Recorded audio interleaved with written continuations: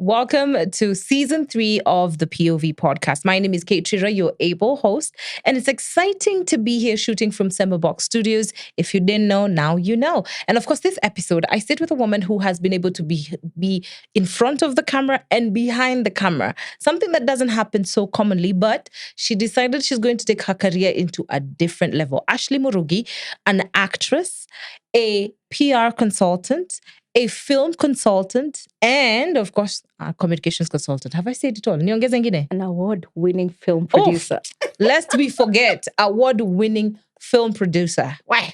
I almost rolled the tongue there. How you doing, girl? I'm good. How are you? I'm good. This season is all about African stories and African leaders. All right. And I said I have to capture people in their realm. Mm-hmm. So sometimes we'll have, someone in the beauty industry. And now we decided let's do someone in the film industry. And of course, the question is, why are you an African leader in the film industry?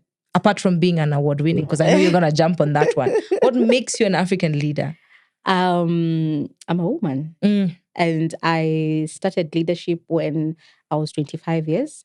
That's the time I registered my company, Solutions Media Productions. After working from 19 years to around 24. Okay. And that happened when I was not given a chance at EcoBank Towers. Walikunyima chance, why? Because I didn't have a degree. Remember, we met with you 15 years ago at East African School of Media Studies. My God, where were you 15 years ago? Yeah, and I was actually the best sales rep. We were 20 reps. 2 each in each and every, branch. Mm-hmm. And now after our 2-year contract, when they're now putting guys as in permanent and pensionable and retaining them in the bank and not the agency that they were working with. Yeah. Went for interviews and they're like, yo. Makaratasi. Undergrad. Niaje, Ashley, you're the first. Like you're the best salesperson, but an employer doesn't want to hear that. What were you selling at that time? I was a direct sales agent, so I was selling accounts. Basically just... Like bank accounts? Yes. My goodness. Yes. Just Madam umeruka makaria, but that's good. Yeah. So you missed out on this chance because you don't have papers? Yeah. The undergrad degree. Yeah. That's the entry level for the bank. And that's why the employer told me, an employer doesn't want to hear that, Ashley. But they want their sales up. When you finish your undergrad, come back, we will employ you.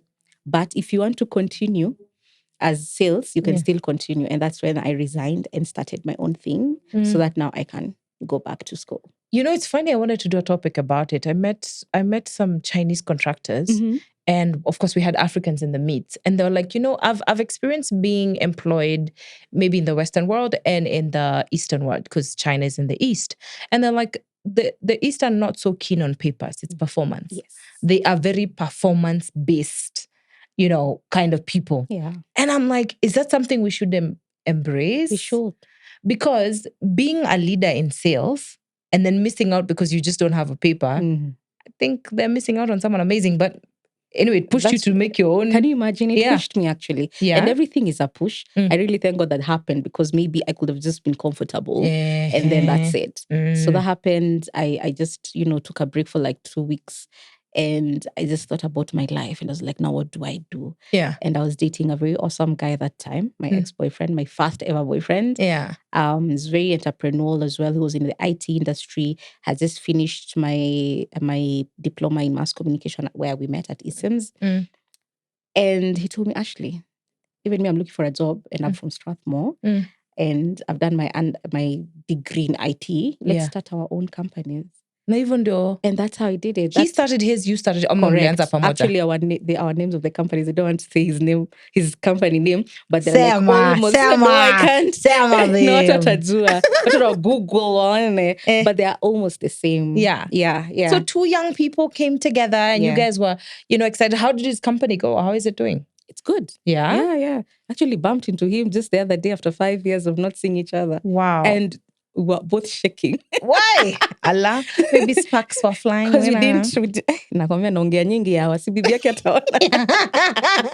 You know what I like to hear? I like to hear stories like that. Yeah. Of young people put me on. Yeah. Put me on. Yeah. That's, I think, American slang. lakini ama mse akuvutie waya, you know, in Kenyan slang. And it's very rare to see that in a lot of dynamics working with men. Yeah. And I don't know, have you experienced, you know, such handouts, especially not handouts in like even advice, tufanye hivi ama pitia pale ule mse atakupea job ama vitu kama hizo. Have you experienced something like that? And who are the bigger contributors to your career? Is it the male industry or the female industry? Basically the male industry. Yeah. The Why? male. Why? Or how? I don't know. I think most of my friends are actually male. Yeah. So they chanua me. Yeah. So this is how it is. I don't know why. It just happens. Most of my friends are actually male. Yeah. So, because when you sit down with males, like they're, you know, a man will tell you this is how you're supposed to do things. Yeah. Girls will just be there unless maybe we are not friends. We just met and just like, hey, what do you think? Like now what you're doing, you know? Yeah. But yeah, males are the ones who are.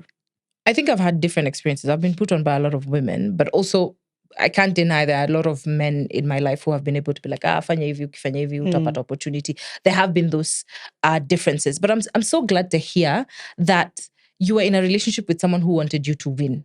Yeah. It's not something normal. Like, it doesn't happen every day. Yeah. Why did you break up? Say mngekuwa mabillionaire pamoja. We were young. What do you mean? We were very young. In fact, I remember we worked at EcoBank at the same time. Yeah. But we had met before. Yeah. So we didn't even know, like, we had been called for an interview, and then as in we really, it was a good time.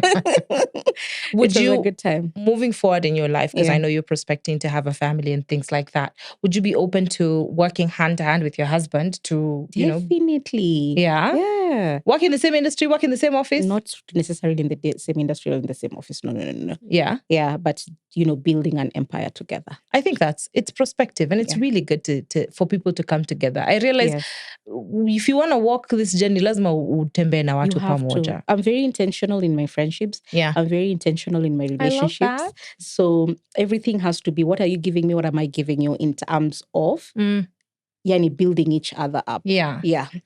And plus you're like my best friend. Yeah. So why are we doing different things and not talking about it? Yeah. Yeah. You need some advice, I'll give you my take. If you take it, sour. If you don't, sour. Yeah. But I think vice versa. It's really essential, because I was talking to my insurance agent, and you hear stories of people really living separate lives and yet they're together. Like, Kate, wacha nikwambie, watu wamechukua life insurance huku, lakini unakuta mtu ata bibi yake ajui ama hajaeka kama beneficiary. Like, what kind of universe are we living that people are together and yet not walking together? Can you imagine? I find it strange. Can you imagine? It's very, very sad. And then now, after like some years, mkikosana, you start seeing like they're killing each other. Have you heard of those stories? Just do an interview with like someone who works in the insurance industry. What? You'll hear stuff. It's crazy. Life insurance. You'll hear stuff. Kuna mambo pale. Yeah, they do. I think it's crazy, and I don't wish that on anyone. I wish people would come together, because I believe two is better than one always. And when energies come together, especially with a good goal, it always works out properly. You know what I saw in some of the developed countries, how they do it? Yeah. And maybe it's something that we need to like embrace. Yeah. With couples, for example, there's some Instagram page that I usually follow, and there's this guy who usually interviews, couples in the streets. Hey, are you a couple? How do you guys I think meet? I've seen it. Yeah, on TikTok. Yeah. That one. Yeah. I love it so much. Where did you meet? Where did you meet? And what can you tell us that has worked? Yeah. And I was like, wow, there's one couple that said, no, so we just moved into this new country. My husband got a job. I got a job as a lady in this country. Yeah. And my husband lost his job. But how we do it is because I had saved my money. So my money is the one that is actually like keeping us afloat. Yeah. Damn. And they're still together. Yeah. With that scenario in Kenya. Hey, you lose your job, you see how immediately people you lose your move. job as a man. Ladies just leave. The numbers change. I think it's sad that we've become such a capitalistic and individualistic people that we don't look at each other beyond the money in the bank, because a human is someone beyond that, and I think that's something we need to explore. Yeah. Let's get into the career of Ashley. I met Ashley at eSIMS, and I think for some reason she thought we were in school together. I just had friends who are working in production already. You had a boyfriend? No, I didn't. Okay. Uongo. Sawa, tutaki kusema lakini sawa. Akuwa huko, akuwa isims hata Where were you kama. hanging out in Isims? No, we were doing production. Like we had a show we were making. Okay. Yeah. So, and you know the way we had a show we were making, and we were starting a magazine. So Nice. we're constantly together. And you're doing law at the same time. Yeah. So meaning your double heart, life. Your heart was in production. It from was. The way, yeah. It was. So you jump into production, and one of the first things you did was appearing on Tahidi-High. That was very exciting. Following through with acting, was it something you wanted to continue because you shifted now to behind the scenes? Yeah. Where was this shift from in front of the screen to behind the I think it's because when I got a chance to work in government, the former governor gave me a chance to be the deputy director of the governor's press. There was something lacking in the PR department, especially in the social media. They were very keen. Ashley, you're handling social media, and also we are attaching you to the Ministry of Youth Empowerment and Sports, together with your team that I came from, with some of them from Tahidi-High, OJ, you know them. Yeah. And that's the time I started producing. That is the time I actually saw that, wow, I have something. That is leadership. As a producer, you're a leader. Yes. You understand? You're guiding the way things will go. Exactly. You're also a manager. So that is actually what made me start producing. That was the switch. That was the switch. Yeah. Yeah. And especially in Embu County, because now I'm in government, I have all these networks. I had to, I had already done film manenos back in the day. After ISIMS, I went to Youth Film Platform. I know you know Rachel Wanaina. Yes. Yeah, she's the one who taught us. That time we were doing it at JCC Parklands. That was in Kitambo. What? Kitambo. Yeah. Yeah. Yeah. And then now having that chance in that office is when now I was like, no, I need to produce stuff about Embu County and people to see like Embu County is just not a njia to pass by, but you can actually, we have beautiful sceneries and all that. So yeah. There's so much to explore. Yeah. And I think it was at the right time because also with devolution, that's when also social media became big. So you were really positioned in the right time. Yes. How is it working with... After graduating from Daystar. Allah. Yes. When I did immediately my PR. Umeruka tu kwa kazi. Yes. How is it working at the helm of power, and how does a young girl handle it? Because a lot of positions of leadership are very masculine, and you have to come in and Kwanza, you're teaching something new. Social media is still new to a lot of people, though now people understand it because now the government even understands, we need a creator fund, content creator fund, na mambo kama hiyo. But at that time when you were starting, how were you maneuvering and sending this message that social media is essential? It was very difficult. I won't lie. I was still in my late 20s. Yeah. I was a very young director. Most of my colleagues were in their 45 and above. So you can imagine. Yeah. And then this girl is from Tahidi. So most of the people actually thought the way I was acting as a bad girl is how I am in real life. Kitty, that girl. Yeah. And she's not. She's actually a sweetheart. I am not, by the way. People take me as like that, but I am actually not. Yeah. You know? But anyway, but it's true. Yeah. So also that perception, it really affected me because of the screen. Mtu anakubeba venye alikuona kwa Yes. screen. And I was a very big, personality that time. Yeah. Yeah, I had a mom, I had a grandma, as in Ashley was just Ashley in Tahidi-High. Yeah. But yeah, it's just so unfortunate. But how do you handle it in the office? Because you're calling for a meeting, you want to, show them why it is essential for social media, and they're like, katoto kanatuambia nini? Yes, the governor was very supportive. Yeah. That one I won't lie. Because also, his children are like my age mates or older. Yeah. And also I had to stand firm. I really had to stand firm. Okay. Me, you can't name me. Me, I'm a fighter by the You don't take nothing lying down, Yeah. By the time I'm giving up on something, I'm like, I've tried. But yeah. Well, yeah. I really applaud you for that because I see it a lot of times. Anytime Gen Zs or millennials are put, especially in a corporate situation, you see them have that little bit of struggle, especially when they're sending the message or initiating something new. Nonanga koka struggle. Yes. How do you handle even office fights? Okay, not squabbles. Let me not call them fights. How are you handling office squabbles? Because I don't think you're in the office anymore. You're not in the governor's office anymore. No. Now I'm in corporate. I'm doing consultancy. Yeah. But say what? Everywhere is the same by the kid. As you grow older, I'm still a youth. I'm a millennial. One a youth. But you're still learning. You're like, Allah, this is what happens in corporate. Allah, this is what happens in governments. But I'm happy with the challenges that you grow like you have in life Yeah. actually make you better, make you stronger. And as you grow older, you actually know how to handle stuff. Okay. Okay. So challenges are good. How I handle them is just make sure that you just official, make sure that you have all your evidences, and just do you. You do you, because the truth will always come out. I can't be a corporate. I won't lie. I feel like corporate is Corporate built. is mad. Corporate now, KDF soldiers. I think they can stand together, because me, the backstabbing, that I'm always like, I don't know if I can do it. Because I've creative for a very long time. I struggle with that. But the beauty about it is when you're waking up in the morning and you know where you're going, you're feeling so happy. Hakuna kitu poa kama kufeel mali unaenda unasikia poa.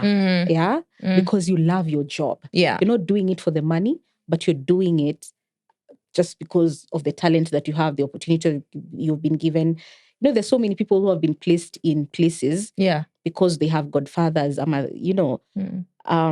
nepo babies. Yes, but they're not happy because that is not what they love. So many youth. I talk to some of my friends, they're like, hey, my dad forced me to do law. And me, I really love film. Yeah. And anamaliza degree yake, anamwachia ndio I go do my thing. Yeah. I have friends who have, they have companies, like their parents have, like, big companies and organizations, but they don't care. They don't want to be there, and they don't want to like. And it's such a big discord also for their families, because they're like, why don't you want to do this? Why aren't you doing this? Because they want to grow their own thing. And they're allowed. You can't be forced into something. Do your thing, make it grow, but just, know how to balance, I guess. It's a gift to also find your journey early in life. Yes. I want to take you back to Tahidi-High. A lot of the people from Tahidi-High took very different routes. You went corporate, Abel Mutua, creative, Sarah Hassan, actress. We saw OJ and Omosh as well. And there's a video that trended recently. I don't know if you saw it. There's a video of OJ. OJ was the extra light-skinned one, no? Yeah. So OJ was seen in sort of a bar setting, which is not bad. He's enjoying his drink.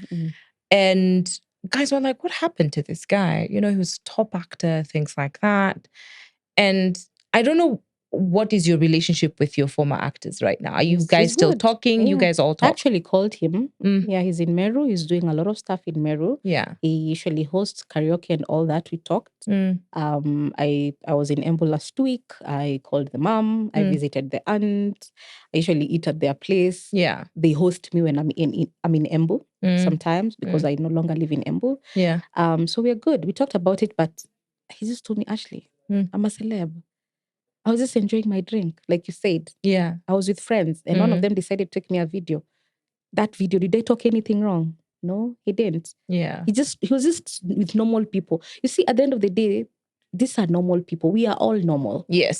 We're human at the end of the day. There's nothing that he did. He was just with friends having his drink. But someone decided to take a video, and that's it. Yeah. But he's okay. I think one of the saddest things and the plights of anyone who's been in front of the screen is how people perceive you outside of the screen. You've mentioned in the office, people are expecting the Ashley on Tahidi-High versus the one in the office around, Kwani, it's not the same person. Yeah. And I wonder, how do you handle that, constant eye on you, which is unfair sometimes. It is. It's unfair, but then that is your life.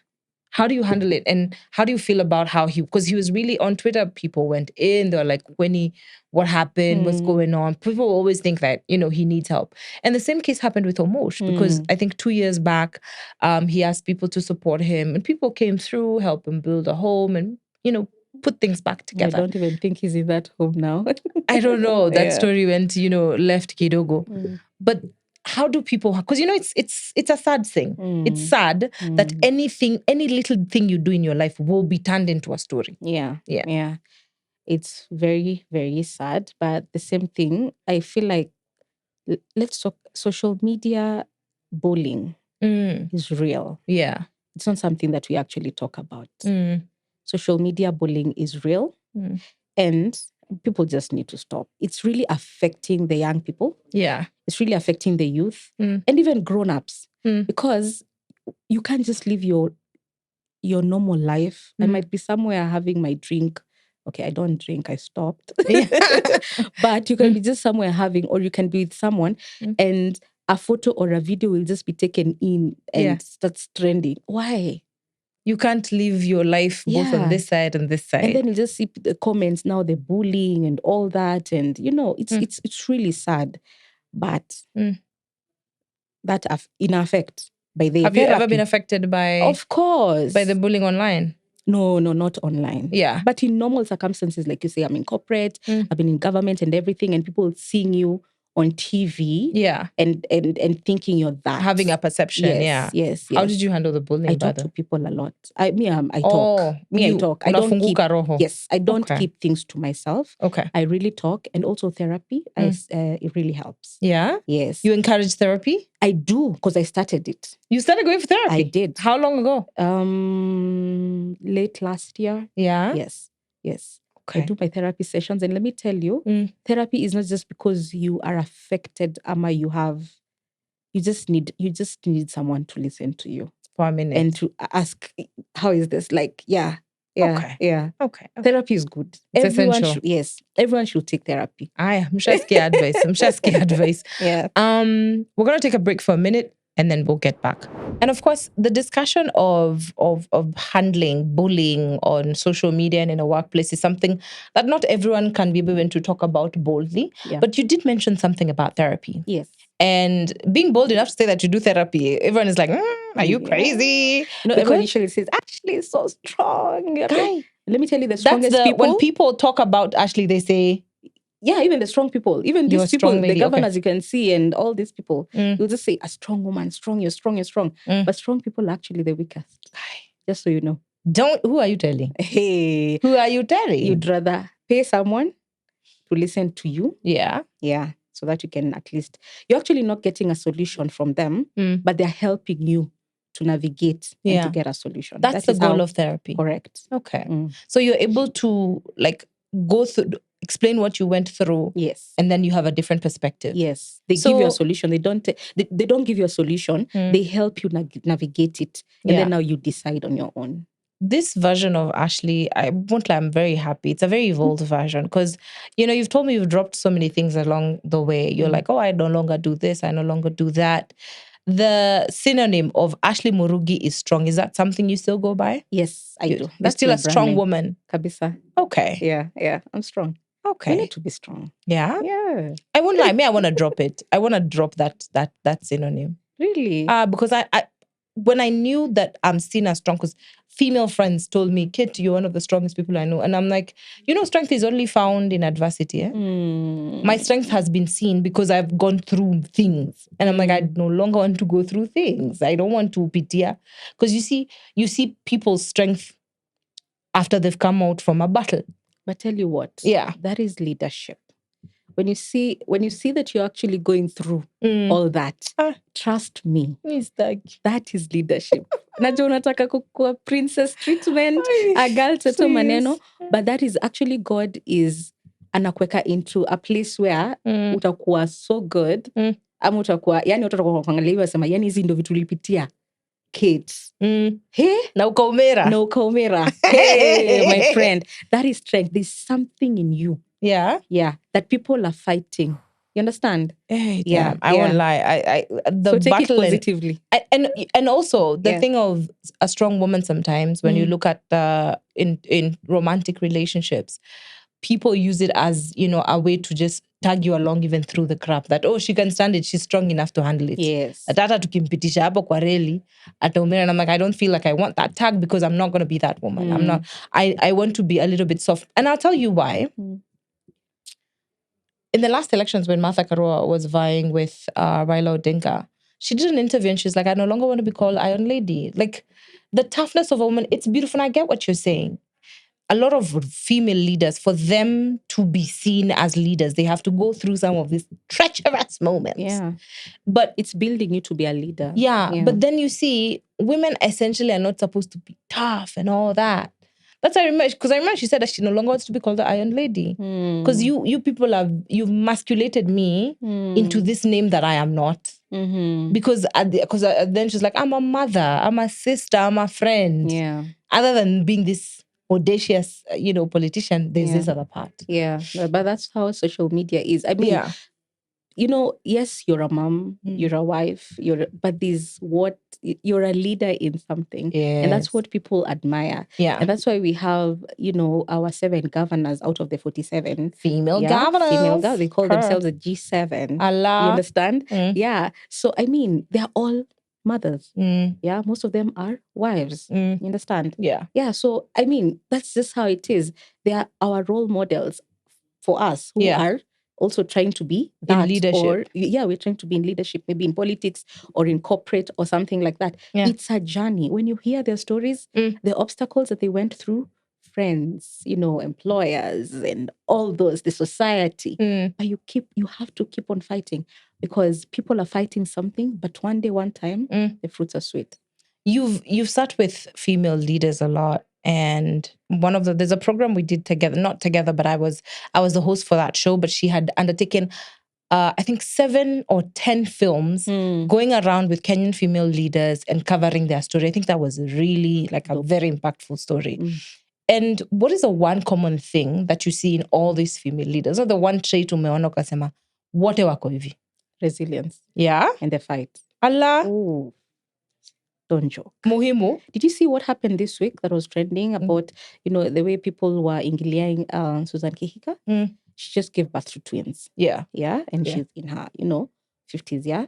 And she's the governor of Nakuru. And you can see what people are talking. Oh, she's not been in the office for 10 months. Okay. Oh, and she's on maternity leave. And they had to, the ladies in Gava, they had to a press conference. Yeah. They're like, we are here standing in for Susan Kihika, and people should just stop. You need to understand. She gave birth to twins. Yeah, she maybe went through some complications. She needs to rest. She's looking after her, her health and everything. Yeah, social media, what people were saying.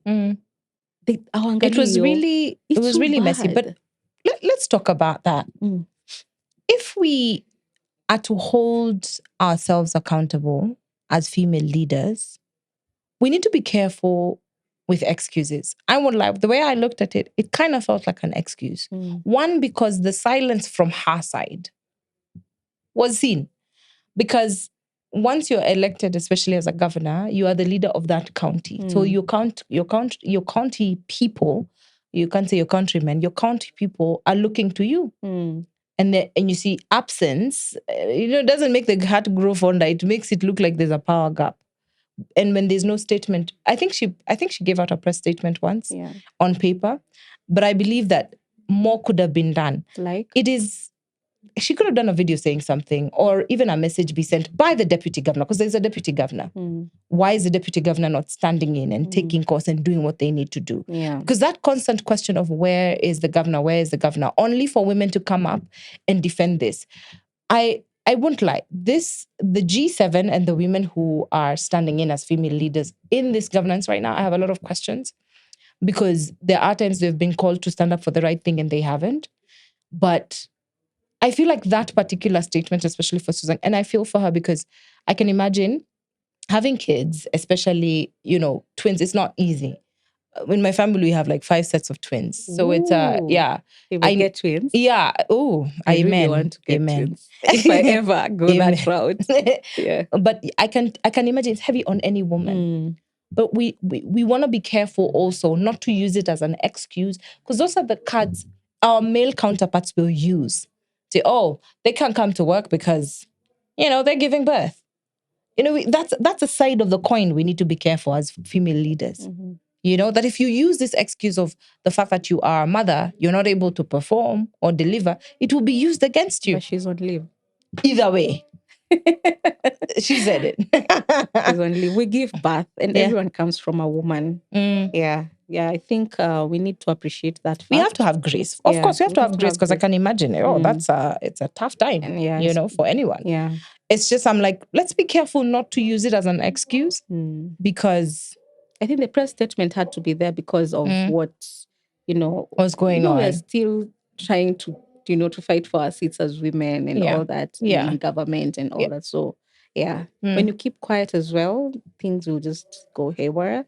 But when you talk about things, that's how you change. Yeah. It's true. And I can imagine even as mothers, like when someone gives birth and then they go back to work, and also your mental health is not working, people expect you to function at 100%. And I'm always saying, when you're putting someone down, just think about what that person is going through at the moment.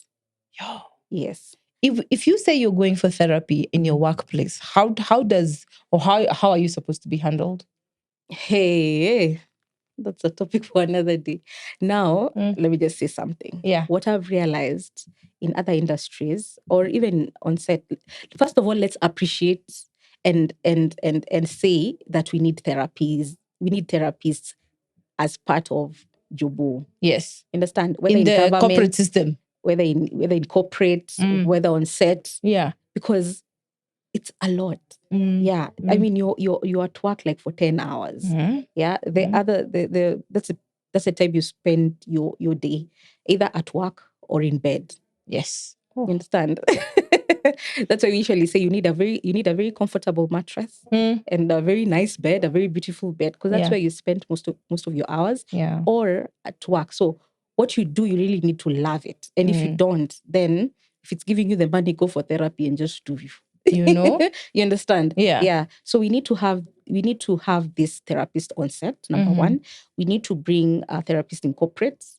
We need to bring whatever in government. You understand? Yeah. People are killing each other. Unapata uko na position fiti sana, but unajirusha from this which building. No. You understand? Yeah. And you're leaving a note and you're saying it's because of what? Because people just keep quiet. And you understand? Yeah. Afadhali mwenye anaongea.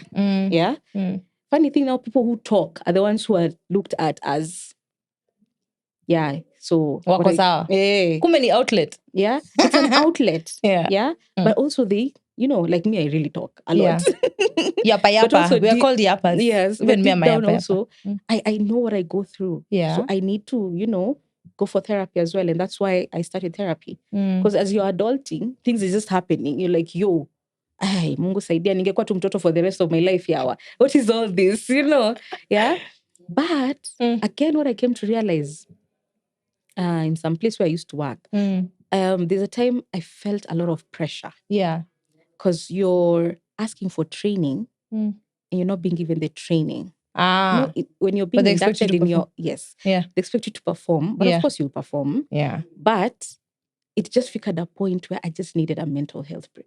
A mental health break. Yeah. And I did that email to HR. How was it taken? No response.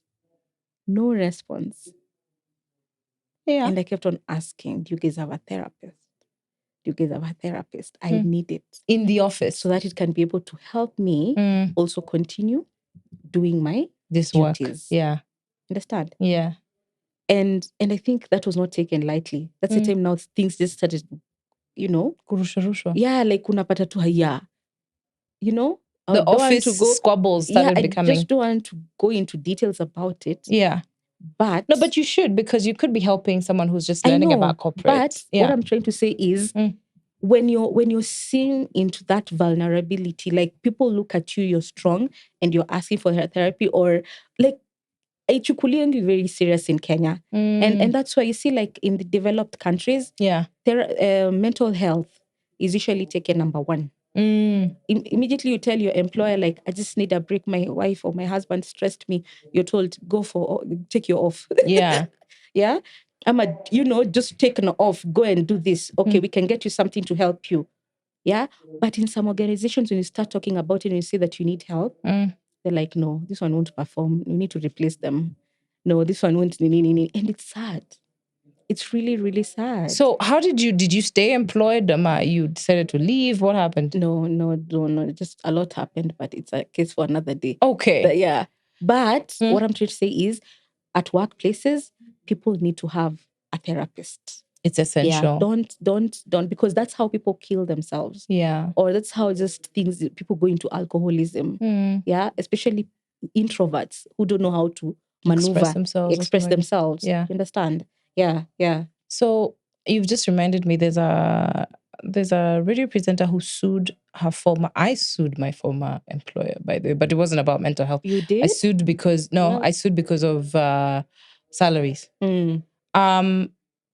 There's a lady who sued because of mental health. She said her producer was, and the case did not go. I don't know if it went. I can't remember so well, but I remember like they were up to fight it. Even the office were up to fight it, to a point where I was like, don't you see the gap? If a former employer of yours claims that this Ashley was doing this to me in the office, you're so quick to defend the institution and not be like, by the way, what did you do? Yeah. And that's a question for corporate so much. Why are we so quick to save face versus actually fix the problem? Because if one person was brave enough to come out and say they're going to sue, what if other people come out? Yeah.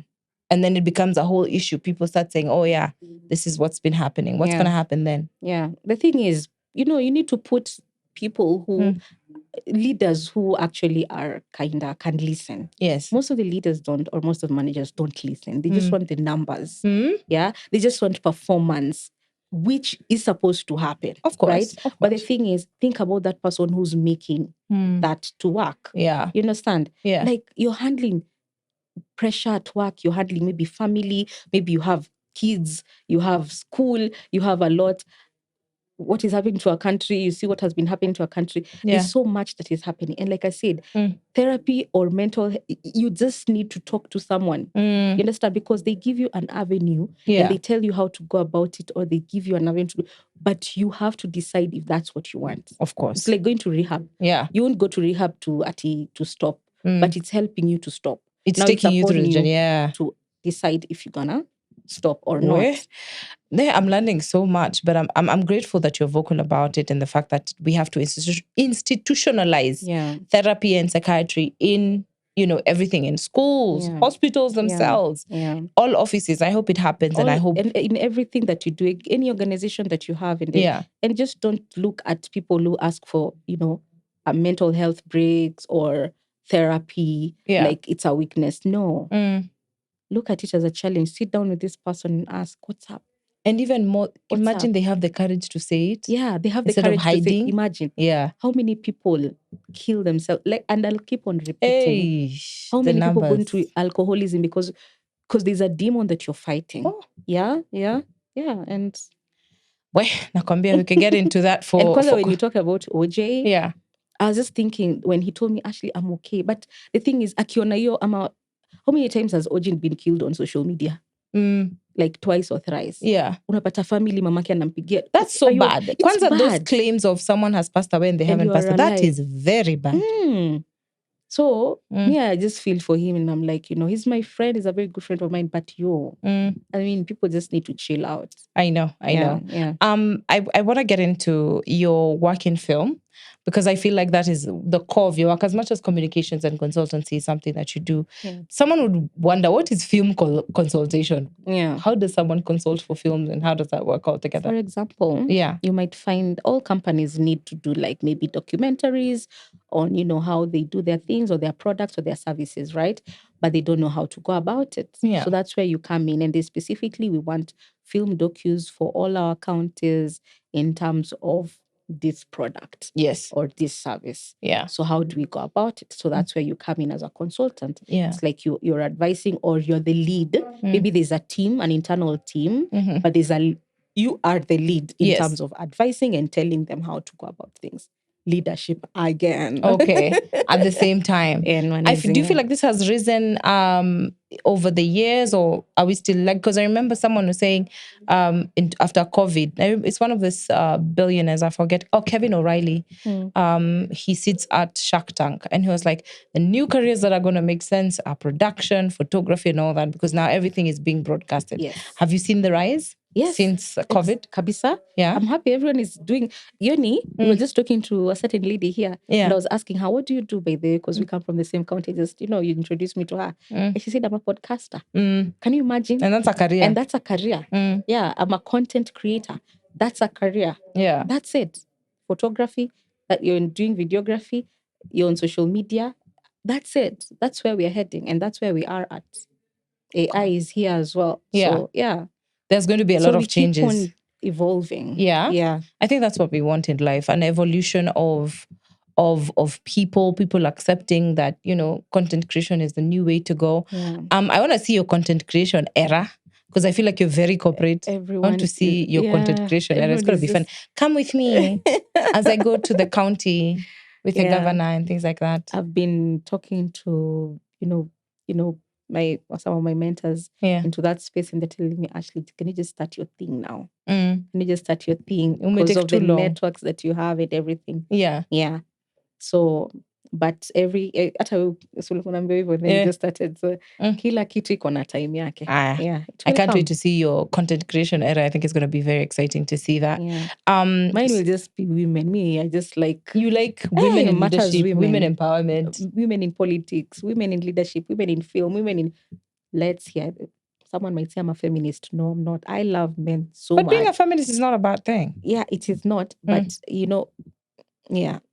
I think people who don't understand what feminism think that feminists hate men. I wish you knew feminists are they're the women who love men more than even other ones. Yeah.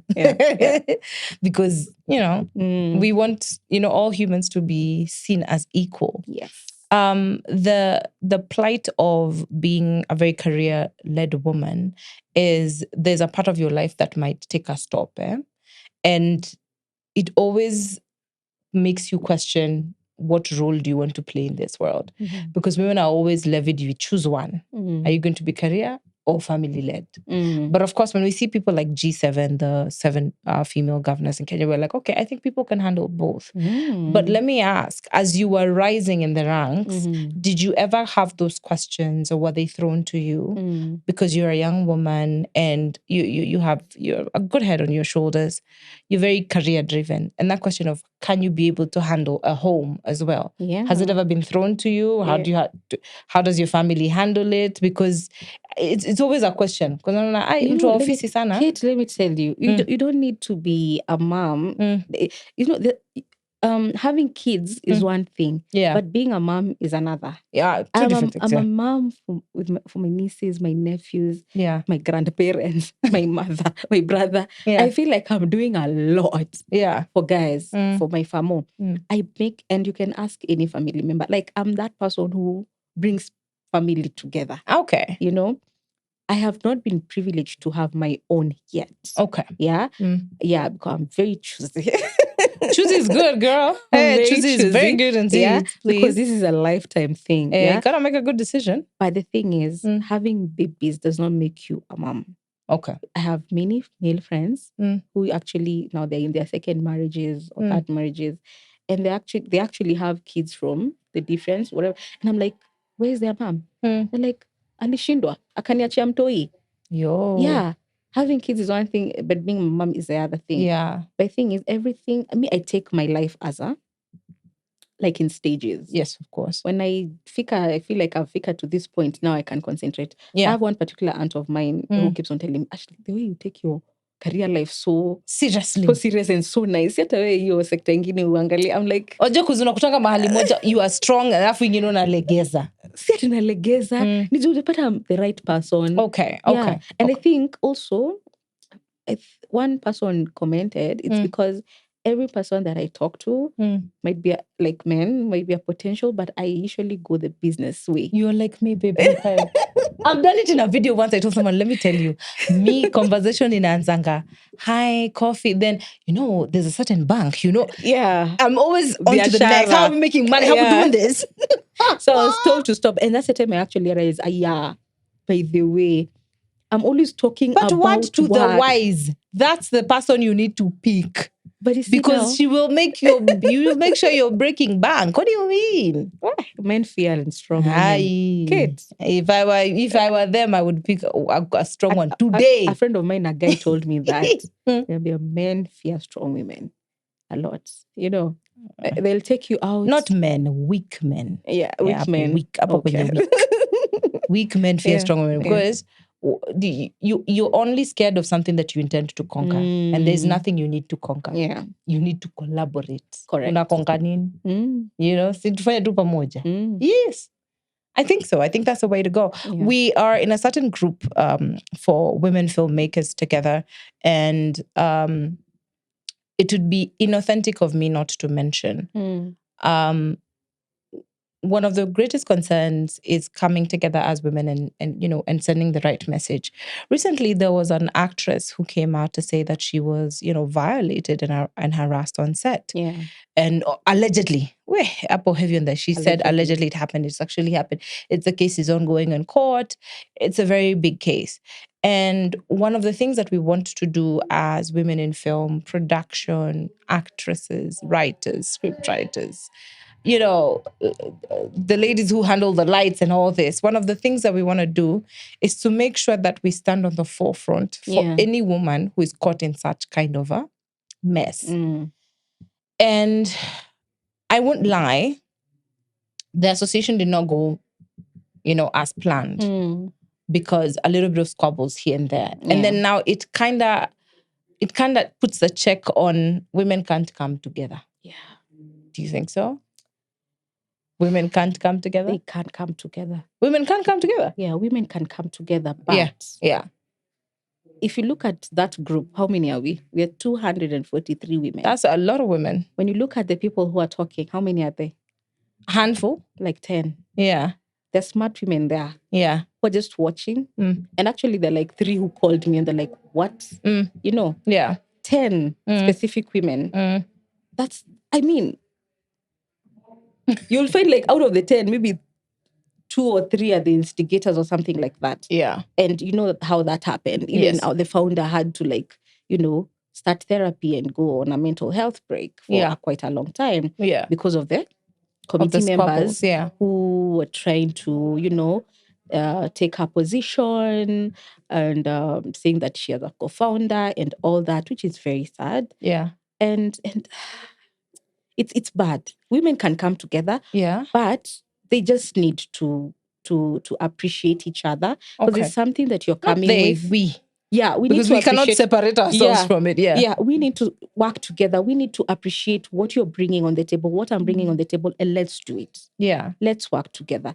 Watch it. Don't put that jealousy thing. Like, let's just, because you know something that I don't, and vice versa. Yeah. But now if you start fighting the founder or you start fighting me, you're not being fairful, and you don't know what that lady is going through, even maybe in other matters, or what you're doing to instigate this. Yeah.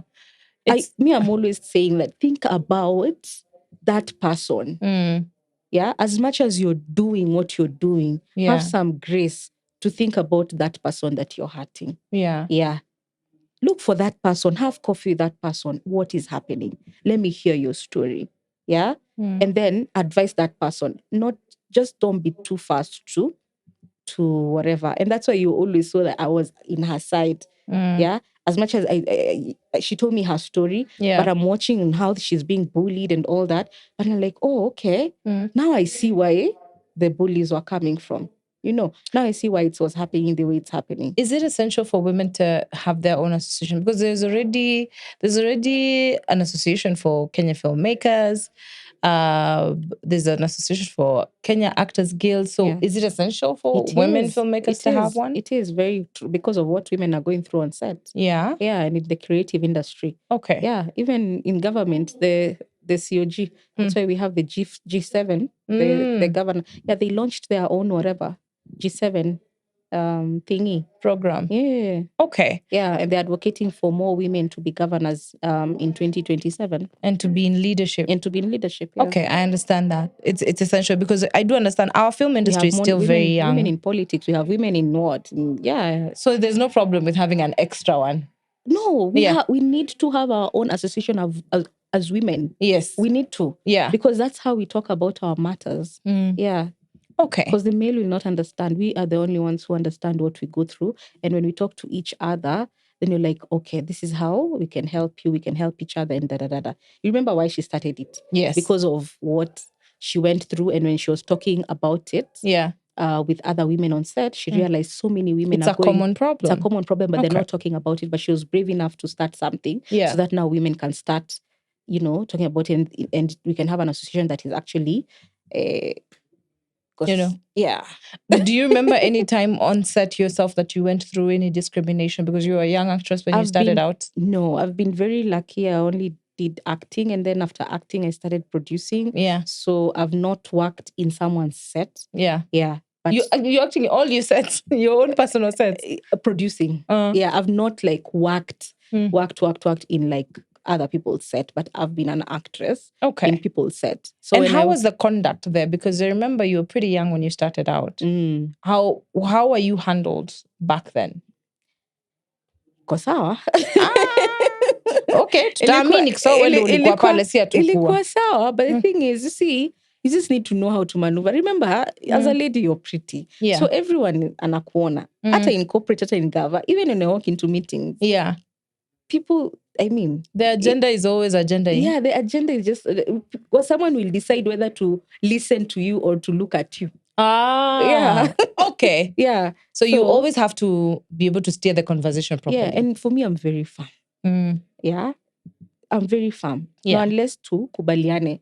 But tukiona unaanza astray. My friend, if my goal is to make money, is to make money. Yeah. If you're having a relationship as we continue to wherever. I think one of the toughest things for any woman is to be able to handle themselves. But you, as you said, you have to really lead with your head. Yes. You know, because people either choose to listen to you or look at you. So, but you have to always steer the conversation. Yes.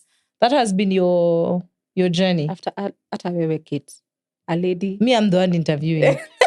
You're not interviewing me. In most cases, yeah.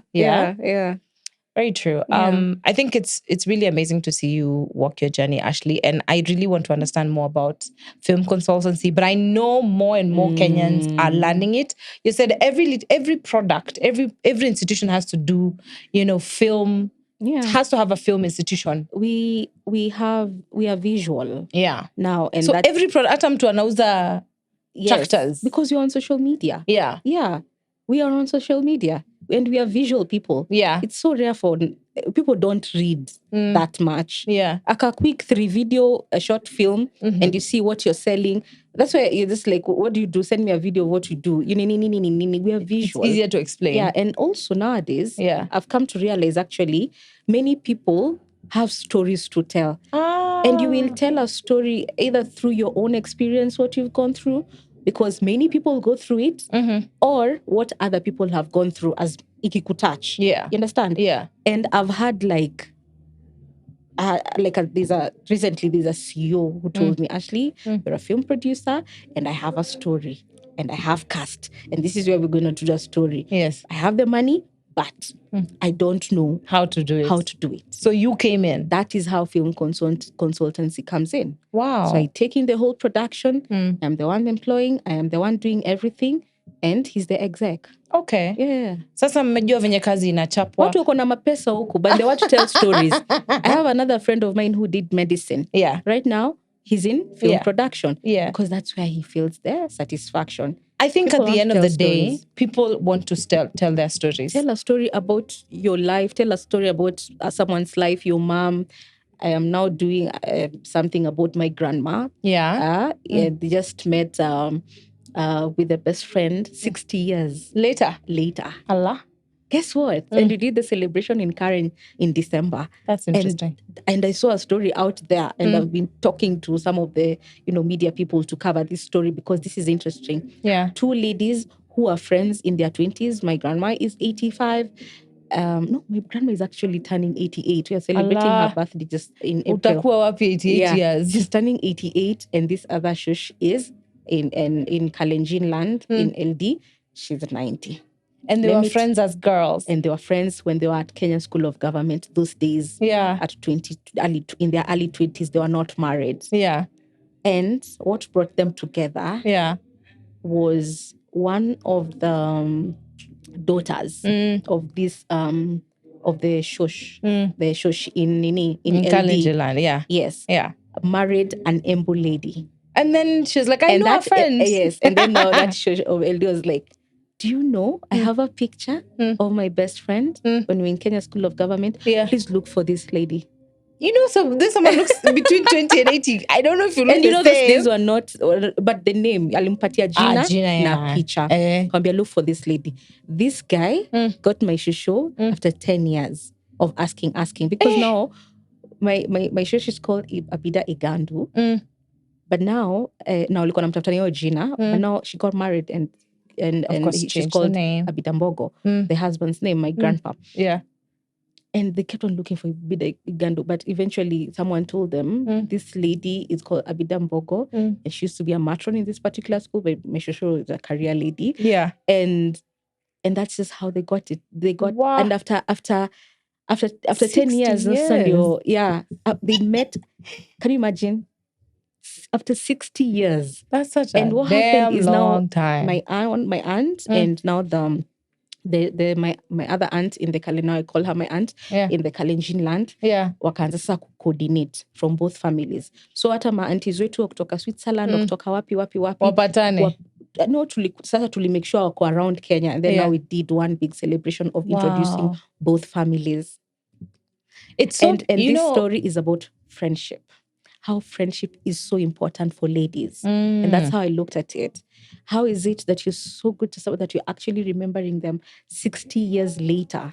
Wow. Female friendships are essential. Even to add much, their reaction was so, it was amazing. Man, it was amazing. I would want to keep friendships that long, And female friendships are beautiful, and I'm so glad that we're actually having this at the end as we're finishing Women's Month. So I'm so glad you were able to express it. I think it's beautiful. Have you ever realized female friendships? Yeah, when you lose a female friendship, it hurts more than it does, because it's like another your sister. boyfriend. Inakuuma, ama kikukosea, you're like, Kwadidi. Oh my goodness. I think it's beautiful. I have to say this. Everyone has a story to tell, and everyone has to tell their story. That is the message from Ashley Murugi. Remember, you can stream us on all platforms. This is season 3 of the POV podcast. My name is Kate Trira. Thanks for watching. Bye.